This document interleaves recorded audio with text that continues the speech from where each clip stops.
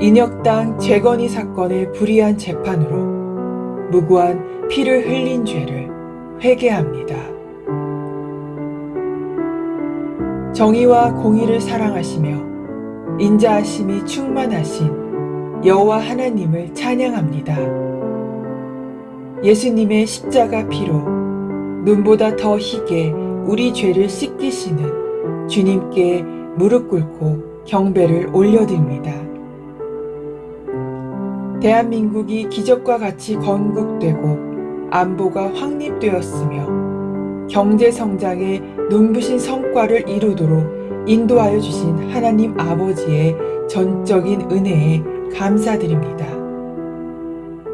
이러한 대한민국의 발전 과정에 민주주의를 위한 많은 사람들의 희생으로 우리가 누리고 있는 자유민주주의를 더욱 든든하고 의미 있게 해준 것에 감사를 드립니다. 하나님께서는 지도자들에게 강포와 겁탈을 제하여 버리고 공평과 공의를 행하며 공평한 저울을 사용하라고 말씀하셨지만 이 땅의 통치자들이 하나님의 청지기로서 세움받았음을 깨닫지 못하고 하나님께로부터 위임받은 힘을 공정하게 사용하지 못하였음을 회개합니다. 대한민국 현대사에서 권력자와 지배 세력의 부당하고 무리한 법 적용을 통해 자유국가의 사법체계에서 유례를 찾아볼 수 없는 부끄러운 사법살인이 된 인혁당 재건이 사건으로 이 땅에 무고한 피를 흘리며 존귀한 사람들의 인권을 탄압하고 억울하게 만들었던 죄와 허물을 주님께 고하며 용서를 구합니다. 1964년 전 국민의 반일 감정이 여전히 높은 상황에서 국민의 동의를 구하지 않고 일방적으로 진행한 한일 회담에 대한 반대 데모로 정권이 위기에 처하자 학생 시위의 배후에 북괴의 지령을 받고 국가 변란을 기도한 대규모 지하 조직인 인민혁명당이라는 반국가단체 조직이 있다고 중앙정보부가 발표하였습니다. 이에 관련자를 검찰로 송치하였지만 뚜렷한 증거를 찾을 수 없던 공안부 검사들이 기소를 거부하면서 인혁당 1차 사건은 화제가 되었습니다. 그런데 10년 후 유신 정권은 민청학년 사건 배후에 인혁당이 있다고 수사 방향을 결정해놓고 과거 조직을 재건했다는 혐의의 인혁당 재건이 사건으로 공판 조소를 변조하였습니다. 대법원은 공판 조소가 변조되었다는 주장, 변호인들과 피고인들의 고문 주장, 절차상 위법 등은 문제 삼지 않고 인혁당 재건이 관련자 8명에 대한 사형을 확정하였고 국방부는 판결 18시간 만에 기습적으로 사형을 집행했습니다.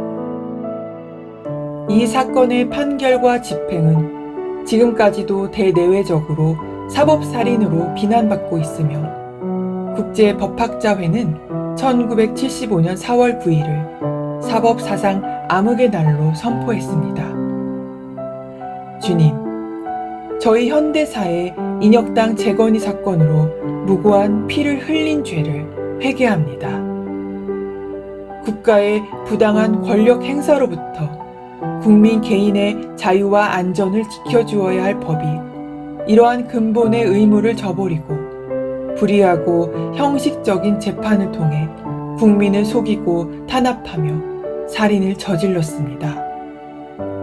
사건을 조작하고 탄압을 주도한 국가기관 그리고 사법부에 압력을 가한 지도자들의 죄와 허물을 용서하여 주세요. 헌법은 법관은 헌법과 법률에 의하여 그 양심에 따라 독립하여 심판한다고 규정하며 법관의 신분도 특별히 보장하고 있기에 어떤 압력에도 흔들림 없이 판결하라는 권한을 주고 있습니다. 그러나 법관마저 불의하고 폭압적인 정권의 분위기에 편승해야 했으며 미리 정한 결론을 이행한 인혁단 재건이 재판은 반헌법적 사법살인 행위였음을 십자가의 보혈의 능력을 의지하며 고하오니 용서하여 주세요. 관련자들의 남은 가족을 빨갱이의 가족과 자식으로 비난하며 경제활동도 제한하고 취업을 어렵게 하는 등 최소한의 인간다운 생활을 이어가는 것조차 힘들게 한 죄를 용서하여 주세요.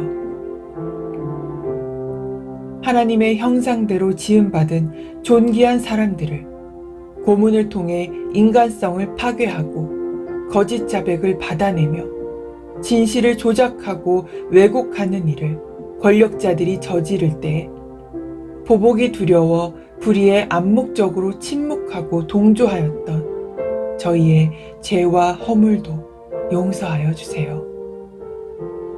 견제받지 않은 권력이 상황에 따라 얼마나 불이한 결과를 도출할 수 있는지 과거의 사건을 반면 교사 삼아 더 이상 이 땅에 이러한 일들이 반복되지 않도록 역사하여 주세요.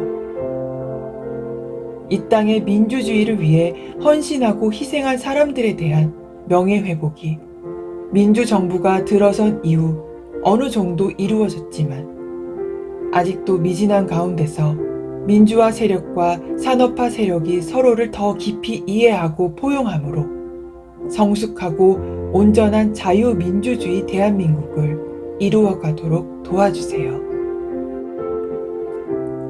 불의한 재판을 받으시고 십자가를 지신 예수님이십니다.